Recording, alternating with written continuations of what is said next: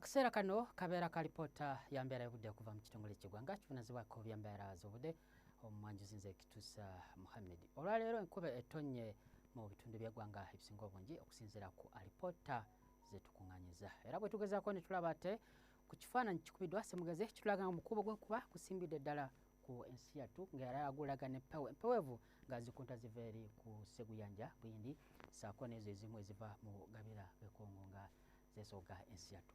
Bwe tugezaako ne tulabeera embeera y'obudde mu biseera by'okumakya tusuubira enkuba okutonnya ebitundu nga Entebbe, Kampala, Wakiso nga okiba odda eri e Masaka naawo e Nakasongola so nga era n'eri ebuvanjuba n'otusuubirawo enkuba okutonnya mu bitundu nga Jinja, Tororo, Soroti. Wabula ate eri ebugwanjuba ekitundu nga Mbalala, Masindi wotusuubirawo enkuba okutonnya so nga ate ebitundu eby'omu Kasese Kabala omusana gujja kubanga gwaka. Ebukiikakkono tusuubira enkuba okutonnya mu bitundu ebisinga obungi okuggyako awo Arua wetusuubira omusana okwaka nga bwekubakuba mu biseera by'okumakya so nga ate era mu biseera by'olweggulo enkuba ejja kwengera okutonnya mu bitundu by'eggwanga eby'enjawulo.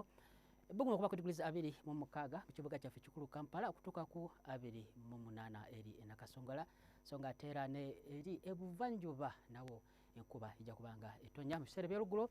Ebbugumu okuba ku diguli 27 so nga ate n'eri ebugwanjuba nawe enkuba ejja kutonnya mu bitundu ebisinga obungi. Ebbugumu okuba ku diguli 23 Kabale kutuuka ku 29 eri e Kasese.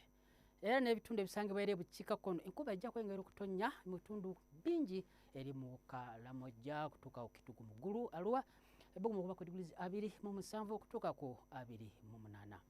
Bwe tugezaako ate ne tulaba mu kibuga Dubai wetusuubira omusana okwaka ebbugumu okuba ku 38 so nga ate eri e Nairobi wetusuubirayo enkuba okutonnya ebbugumu okuba ku diguli 27 so nga ate eri e London tusuubira embeera y'obudde okubeera ekizimezime ebbugumu okuba ku diguli 15 toyinza okubeerako naawe beera bulungi weeraba. Ebisingako awo nno genda ku mutimbagano gw'ekitongole kyaffe nga bw'ogulabawo ku lutimbe.